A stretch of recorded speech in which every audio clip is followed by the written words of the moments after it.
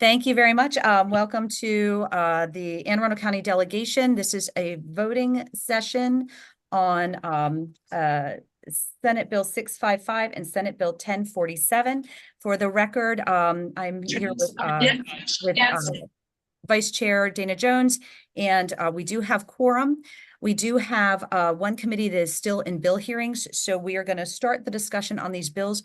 We will keep the meeting open so that if delegation members join and want to be recorded, we will try and afford them that option. But I also recognize that that we all have multiple meetings that we're trying to manage. So Mr. So we actually have co-chairs on the alcohol subcommittee. So Delegate Pruski. Madam Chair? Yeah, yes. I was just going to defer to my good friend from Anne Arundel County District 33A as he sort of kind of led the charge on a lot of this and allow him to continue to lead. Thank you very much, Delegate Rogers. And Delegate Pruski, Chair Pruski, which bill would you prefer to start with in giving the subcommittee report? I think if we could just go in order, if that's okay. Absolutely. So Senate Bill 655, if you can talk to us about the work of the subcommittee, Yep. the proposed, any proposed amendments. Thank you, Madam Chair. So Senate Bill 655, Anne Arundel County Alcoholic Beverages Part-Time Deputy Chief Inspector. This bill was brought to us by the Senate. There was no cross-file. Just to kind of give you a summary of the bill, this is a deputy chief position that is currently part-time for 5 hours a week. They want to bump it up to 10 hours a week. And as a result of that, the salary would go from $9,000 to $18,000. It's a part-time job. There was some debate in the committee, and I know Delegate Rogers had an amendment. The amendment would require that the Board of Commissioners would have to post the job announcement due to the change of the position from what's there. And that's the amendment that was brought forward. I don't know if Delegate Rogers wants to talk about the amendment, but that was kind of the discussion that occurred within the committee. Delegate Rogers. No, I think Delegate Pruski laid it out pretty succinctly. In essence, what we're trying to do is ensure that if we have a position where there are some changes to the duties, additions to the duties, and changes to the salary, that we first notify folks and advertise it so that everyone understands what's going on, and that, you know, folks have the opportunity to compete for a position, in essence, what becomes potentially a slightly different position from what it had been before in terms of both pay and potential responsibilities. All right, thank you, Delegate Rogers. For the sake of procedures, why don't we go ahead and move the amendments, and then we'll open it up for discussion. Do I have a motion on the amendment? Motion to move the amendment. Second. All right, it's been moved and seconded. Let's go ahead and open it up for discussion. We'll start with Delegate Chisholm, then Delegate Jones. I'm sorry, Vice Chair. Just for procedure, can we please announce which one we're talking about as far as the amendment number, so everyone is on the same page? We do have multiple amendments. I just want everyone to be on the same page. Thank you very much, Vice Chair. I'll read it, Madam Chair, if that's okay. This is SB 0665. The amendment number is 613929-1. Amendment number 1. Thank you very much. All right, Delegate Chisholm. Okay. I really don't have a problem with, I think the amendment's good. I have no problem with the amendment. My question is, and I'm assuming this is a proper time to ask, but what are we doing? What are the new roles that this position's going to be taking on that we're doubling the salary and doubling the amount of hours that is needed to work? And Chair Pruski, do you want to speak to that? Because that was from the original. I'm gonna read. This is, again, not my responses, but from the Anne Arundel County Liquor Board. So again, to repeat, the deputy chief position is a part-time position of 5 hours. It will now go to 10 hours. Salary go from $9,000 to $18,000. The new duties consist of maintaining of momentum achieved by the advent of the new database and iPad system. With the advent of the new database and inspections on iPads, the deputy has the duties to set up inspectors' devices, expand responsibilities for the maintenance of the devices and IT capacity, and also support. In addition, the deputy chief inspector shares those responsibilities for in-field training of all new inspectors. Several other counties have deputy inspectors, however, they are full-time. Smaller counties have that. Let's see what else they said here. Deputy chief also is reasonably for tracking all special events, such as events at Maryland Live, Fairgrounds, Renaissance Festival. And then in the absence of the chief inspector, the deputy chief inspector assumes their responsibilities. So that's essentially the response from there. So in summary, again, I'm just trying to paraphrase what they sent to us, that currently the person's working 5, but really they're working 10. They're really doing the job. And it's IT with the iPads, it's the training, it's the special events. And then in the absence of the chief inspector, the deputy's there. And again, those are responses from the Anne Arundel Liquor Board. Okay, that was a good summary. I appreciate it. Thank you. Thank you, Delegate. Thank you. And just a clarifying question, because we are on the amendment. The bill that came in was to increase the salary of an existing position. Is that correct? That somebody is already doing that work. The amendment would, am I correct that the amendment would then require the person who's doing that work to reapply for that position? No, it would not. It's just an announcement for the position. Would a job announcement make it appear as though the position is open and available? I can't speak, to how someone might interpret it. Okay. Thank you, Matt. Delegate Lehman. Thank you, Madam Chair. And that was pretty much my question. I'm not an attorney, but or an HR expert, but I would assume that if you post that, however that looks, that would be construed as an open position where people would start applying for it. I don't know if that's what Delegate Rogers means to do. If Delegate Rogers wants to answer that, I would not be supportive if that's the case. So happy to speak to that. So that Go ahead, really, Delegate. Oh, sorry, Madam Chair. No, you're good. You're good. that wasn't the intent in this particular instance, but Delegate Lehman, what happened before when we created the chief inspector's position, and it was another position, and it was a triple the salary. Someone was brought in and it wasn't advertised, it wasn't announced, so there was no opportunity for competition when that position was incurred. And so it should have been announced, it should have been competed because it was another position, and it was additional duties that were added to that. So what we're trying to do is in the future preclude that from happening. So is it fair to say you're trying to address something that happened in the past, that's not germane to this situation? You're saying it's not, but you want, because of whatever happened in the past, you want to try to prevent that from happening again? And I'm not familiar with the case you're talking about, so I'll just take your word for that's, I don't have any reason to disagree with you that that's what happened. I'm just not familiar with that situation. But you're trying to address a past specific situation that occurred from occurring in the future. We're trying to preclude. We're just trying to make sure that we have a fair and equitable process moving forward.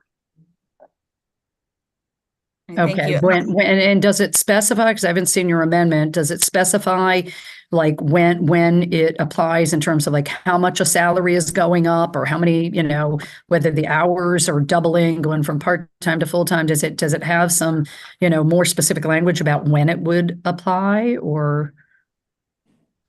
I can answer this one. This is just a one-time announcement for this one position. They would be announced July 1st, the same day as the effective date of this bill.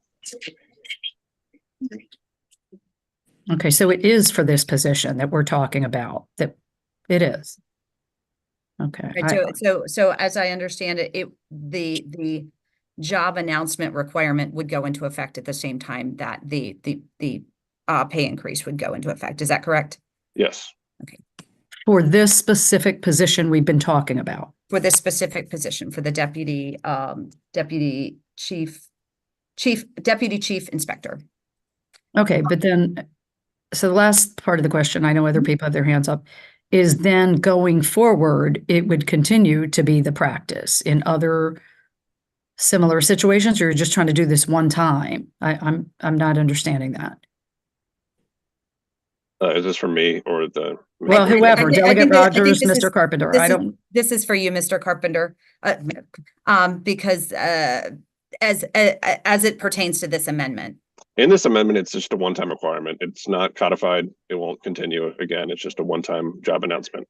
And it doesn't apply this to position. other positions. It just applies to this position with the increase of the salary. well, then I'm going to say respectfully, I don't understand the rationale for it, so I'm probably not going to support it, because it doesn't, on the one hand, we're saying it's not about this position, but it is. It'll come simultaneously with the announcement of this. It's not going forward. So with respect to the answer I got earlier, that this was to try to address, I thought it was to try to address going forward this wrong that Delegate Rogers feels like happened in the past with this other job. So anyway, thank you, Madam Chair. Thank you, Delegate. Vice Chair Jones. Thank you. I had a question, well, two questions. I think one for one of the subcommittee co-chairs. Could you please clarify once more how much this position makes currently? My understanding in the testimony and also part of the records is 9,000. So $9,000 is the current annual income. Correct. And then it would be doubling to 18,000, the intention of the bill, and then Right. 5 hours a week to 10 hours a week. Okay, so we're still making 18,000, that this would be $18,000 a year as a salary. Is that correct? All right. And then for council, I heard what you just answered a question about the job announcement in section 2, part 2, the job and 1.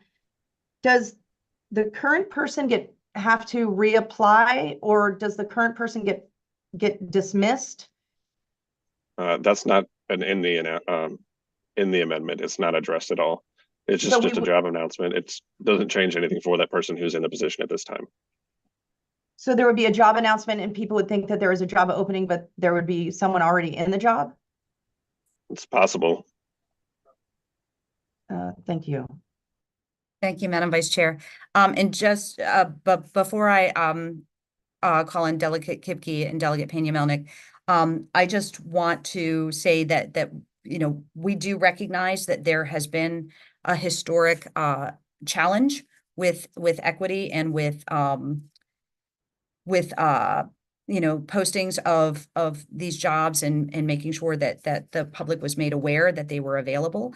I have spoken with Delegate Pruski regarding doing reaching out to the county and doing a summer study. And Delegate Rogers, I would hope you would be a part of this effort, because I think there are concerns around what does this mean for this one job. And I think this whole process is identified that we have some challenges in terms of our communication with the liquor board, in terms of our seat at the table in these discussions, and ensuring that we're casting a wide net when these positions become available. I'm not supportive of this amendment for the reasons that have already been discussed, but I do support working with the county on an effort to have a broader brush and really sort of drill down on some of these historic challenges that have been identified through this process. With that, I'm going to go to Delegate Kipke. Thank you, Madam Chairman. I'm just curious for the maker of the amendment and maybe council. I think there would be agreement to require all new job openings or solicitations, a requirement for them to be made public, so that the public has, qualified individuals have the opportunity to apply, to prevent at a minimum the perception of, a sort of insiders club where people are picking their buddies. I'm just curious, would it be appropriate under this title of the bill to broaden the amendment to require that all new solicitations or job openings be subject to a public posting? Just want to throw that out there because I think it would do more good to require it anytime they're hiring a new inspector or chief inspector or assistant inspector or even the executive director for that, whatever the position is at the Board of License Commissioners. And I will second that when it's my term, I can tell you why. I guess could we maybe hear from the sponsor of the amendment who's on mute to Yep. let us know if Delegate Rogers, you're on mute. No, thank you, Delegate Kipke. I think that was sort of the initial attempt. So I think that would be fine. I would be good with that. Thank you, Delegate Rogers. Delegate Pena-Melnick. Yeah, I think that I would like to second that suggestion if we can make it into amendment by Delegate Kipke, and I'll tell you why. I am a little troubled at the fact that there's someone in that seat right now, it appears, and that person will have to reapply for their job, and it just doesn't seem right. But if moving forward, then we can make sure that we get it out there broadly, right? And that we are inclusive and diverse, right? And we have a great pool that represents the community as we look forward. Then I would, I would support it. I support Delegate Kipke's amendment. But I could not vote for it the way it is right now, for those reasons stated. Thank you so much. Thank you, Delegate Pena-Melnick. Delegate Chisholm. Thank you, and I'm just going to pile on, but I think some of the language seems ambiguous that we're only going to do it once, because I do agree with the last two delegates that spoke that if we want to attract the best and the brightest and have a larger pool, then we need to make sure that we are putting this out there for everybody to apply so that we make a solid choice. And I also want to finish up on something that Delegate Jones was talking about. $18,000 a year doesn't sound like much, but for 10 hours, if you do the math, that's $72,000 a year for a 40-hour work week, which is not small potatoes. So, and it's doubling that salary. So it's just something to consider. I don't know all the, I agree with you, Madam Chair, that a study might be best so we know exactly what is needed from the board. What are the responsibilities we're asking this position to do, and what's the benefit to the public that is being performed by this position that's not being performed by other positions? Thank you, Madam Chair. Thank you, Delegate Chisholm. Delegate Howard. Yeah, I want to sort of agree with kind of everybody. I think Delegate Pena-Melnick is 100% correct. And I think we're being extraordinarily nice, making this sort of the next person to come along, because every year I'm a government subcontractor, and, we just won a big 5-year contract with the government, and it's a split contract. So there's some people that are on a different company through Jacobs. I work, through ECS. And those Jacobs employees are going to reapply for their job. So we see this type of stuff all the time. This is old hat. And I think as far as the person that's in there now, that's fine. But I appreciate Delegate Kipke's amendment. If he wants to move it in a verbal fashion, that's fine. And I just, for what that's worth, I appreciate all the commentary, and I agree. Thank you very much, Delegate Howard. And I think that it appears the will of the delegation is to support the intent, but not necessarily this amendment. Delegate Bartlett. Thank you, Madam Chair. I thought you were leaning towards emotions, because I was going to say, whatever the motion is, please recite it clearly, because we've missed all of this communication. But what you said didn't lead to where I thought you were going, and I didn't want to just take my hand down too fast there. You're totally fine. That we wanted to make sure that we kept the meeting open so that all of our delegates from judiciary could be part of the conversation. We have a motion on the amendment. I'm going to suggest that the maker of the motion withdraw the motion on this amendment. And then I'm going to consult with counsel for a moment. I will happily withdraw my amendment in favor of the amendment from Delegate Kipke and Delegate Pena-Melnick. It was much more concise and well put. So turning to council, do we think that we have enough to have a concept amendment, or would you like us to hold this bill and give you some time to draft an amendment so that we can see the language? I think we would need more time to see some language, like under what circumstances would an announcement need to go out? Is it, every time there's a new term, or if it's every certain amount of years, and where? Okay, so I'm going to check in with the delegation right now, but it feels like the will is to hold this bill pending an amendment, and then we're good to reconvene. I'm trying to go easy on you, but it feels like the delegation has the will to get this right and move it forward. Do I have consensus on that? All right, I see a lot of head nods. All right, excellent. Then we're going to hold this bill. We're going to hold Senate Bill 655. We're going to work with council. I'm going to ask Delegate Pruski and Delegate Rogers to work with council, and Delegate Pena-Melnick and Delegate Kipke to work with council on getting that amended language. And then we will, stay tuned on when we will reconvene. I'm trying not to bring you in tomorrow morning.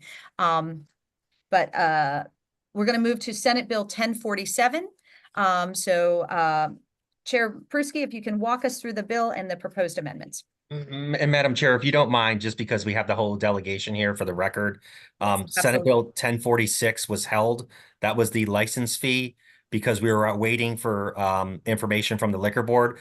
The liquor board did send information. It's been sent to all committee members. So, please, subcommittee, if you have any questions, please follow up with me, because we may have another subcommittee, and I'll talk to you tomorrow at some point. So anyways, all right, Senate Bill 1047, Anne Arundel County alcoholic beverages, music entertainment privileges. I'll just kind of give a summary of what this bill is intended to do. Again, there was a misconfusion and misleading titles of permits. Better understanding of permits by licenses and inspectors.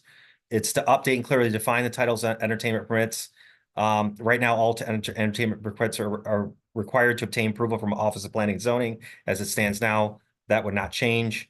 Again, the intention is to clarify some language regarding those entertainment pieces, and we did have some discussion in subcommittee in regards to that, and many of it related to how it was defined as dancing. I know, now we call it entertainment, and that was in the bill. Again, I'm not going to get into specifics, but we did have, I'll start with amendment. This is Delegate Kipke. This is SB 1047. It's 723127. Again, amendment number 1. Delegate Kipke brought forward really 2 parts to the amendment. One is to insert language providing for an application for an outdoor permit, so clarification language. And then the second piece is to actually add on page 5, line 9 in the bill, license holders shall be requested to apply only one time for a permit under this subsection unless there's a material change from their initial application. And I don't want to speak for Delegate Kipke, but I think the intent of this is to clarify how often somebody would need to apply for the permit. Essentially, that's what this language does. And again, that's amendment number 1.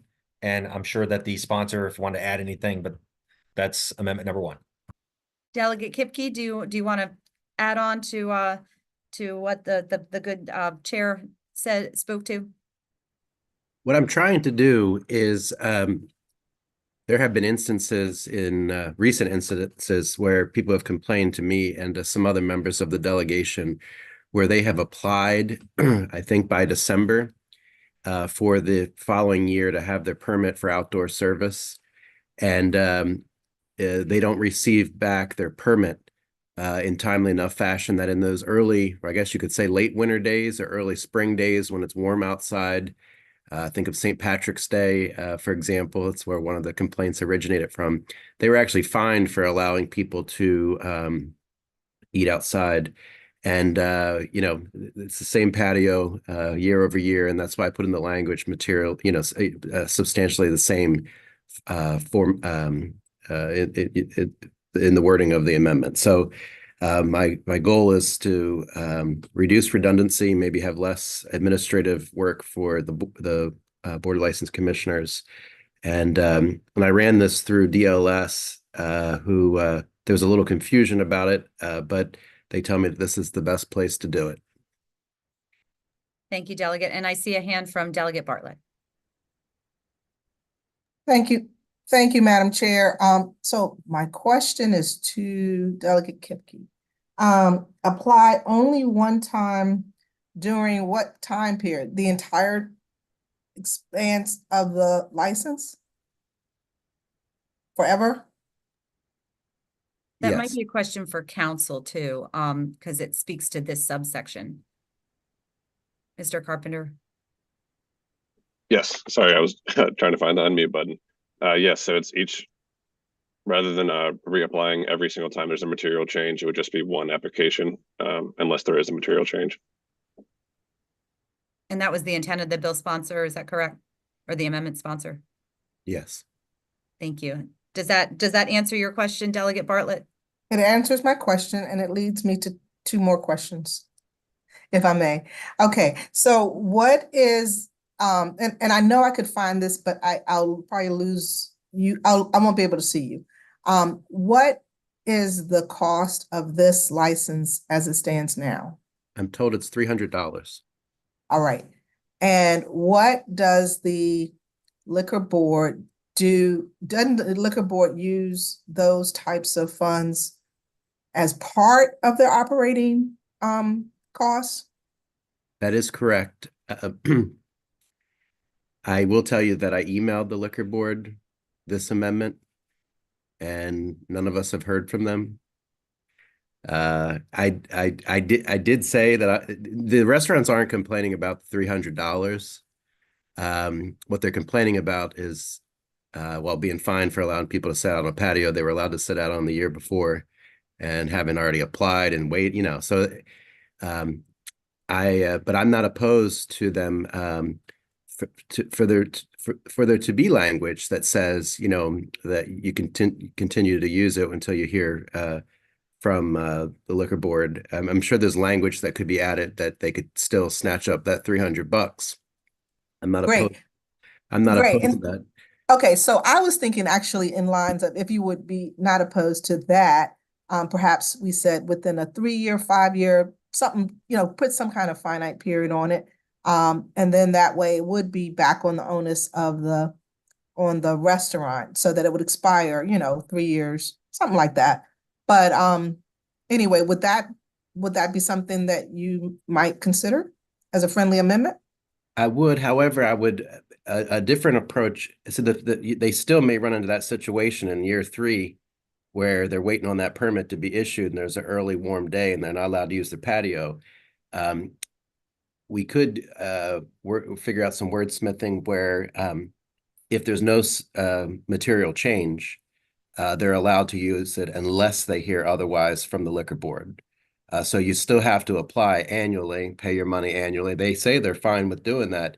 They just don't want to lose out on those using their patio on the warm days. So I think there is some wordsmithing that could be done there that would achieve both of our goals. Okay. All righty. Collaboration is key. Thanks. Thank you. Thank you, Delegate. Delegate Henson. Thank you, Madam Chair. I think most of my questions were asked by Delegate Bartlett and answered by the amendment sponsor. I did want to address in subcommittee, we talked about if there would be an impact to the city of Annapolis because to potentially lose out on an annual fee of $300 for each of the restaurants that are subject to the city's alcohol control board, that could be a significant loss if it was just a rolling approval of the application.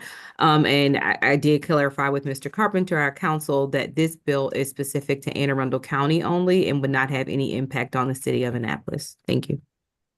Thank you very much, Delegate. And Mr. Carpenter, since we have amendments from two different sponsors, should we tackle these separately? Yes, we should. Okay. And I know that there was some conversation about wordsmithing. Do we feel confident in concept that we can get there? I believe if the maker of the amendment could restate the intent again, I think we'd be good after that.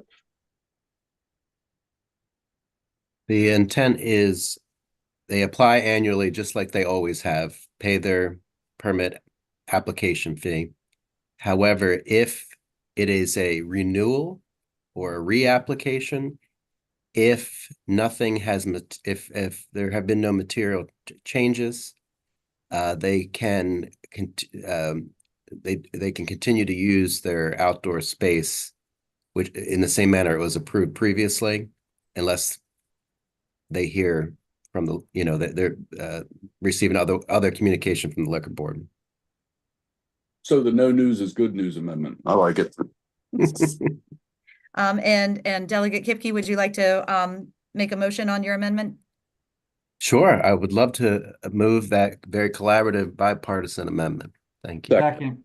All right, it's been moved and seconded. Mr. Secretary, if you can call the roll, and for the record, we do have quorum. This vote would be for amendment number 723127 to Senate Bill 1047, Anne Arundel County, alcoholic beverages, music and entertainment privileges. To vote on the amendment, Vice Chair Jones, Yes. Delegate Barnes, Delegate Bartlett, Yes. Delegate Chang, Yes. Delegate Chisholm, Yes. Delegate Henson, Yes. Delegate Howard, Yes. Delegate Kipke, Yes. Delegate Lehman, Yes. Delegate Munoz. Delegate Munoz, Delegate Pena-Melnick, Yes. Delegate Pruski, Aye. Delegate Rogers, Yes. Delegate Smith, Delegate Simmons, Yes. Chair Bagnall. Yes. By a vote of 13-0 with 3 absent, the amendment to the bill passes. Thank you. And Mr. Chair Pruski, can you talk us through the other amendment for Senate Bill 1047? Yes, the other amendment that was sent out for SB 1047 is 603925. I guess it's amendment number 2 at this point. I'm not sure. This is an amendment that I brought forward. And again, because of the way this bill was drafted, I consider it a technical amendment. I'll just read it. If you look at page 5 of the bill, there's actually continued language about defining entertainment. And essentially what my amendment does is substitute line 4 to strike and add a limited, and then also strike dancing, because that's what was the intention of the bill, and replace that with full entertainment. And then also in line 7, after the first comma, insert limited. So essentially it's a cleanup amendment, technical. I'm sure council will tell me if I'm saying something wrong. I'm not an attorney, but I play one on TV. So obviously that's the best that I could say, but that's the intention of the amendment. It's just a technical cleanup. Thank you. Thank you. And I'm just going to ask council to unmute for a moment because I see your head nodding. Oh, he was accurate. Everything. Yeah, just a technical amendment. Perfect. Thank you. Mr. Chair, would you like to move your technical amendment? Move the amendment. Second. All right, it's been moved and seconded. Any further discussion? All right, Mr. Secretary, if you can call the roll. This vote is for amendment. We're going to call number 2, 603925 to Senate Bill 1047, Anne Arundel County, alcoholic beverages, music and entertainment privileges. The vote is on the amendment. Vice Chair Jones, Yes. Delegate Barnes, Delegate Bartlett, Yes. Delegate Chang, Yes. Delegate Chisholm, Yes. Delegate Henson, Yes. Delegate Howard, Yes. Delegate Kipke, Yes. Delegate Lehman, Yes. Delegate Munoz, Delegate Pena Melnick, Yes. Delegate Pruski, Aye. Delegate Rogers, Yes. Delegate Smith, Delegate Simmons, Yes. Chair Bagnall. Yes. By a vote of 13-0 with 3 absent, amendment number 2 to the bill passes. And if I could have a motion on the bill as amended. Move the bill. Second. It's been moved and seconded. Any further discussion on Senate Bill 1047? All right, Mr. Secretary, if you can call the roll. This vote is on Bill SB 1047, Anne Arundel County, alcoholic beverages, music, and entertainment privileges, as amended.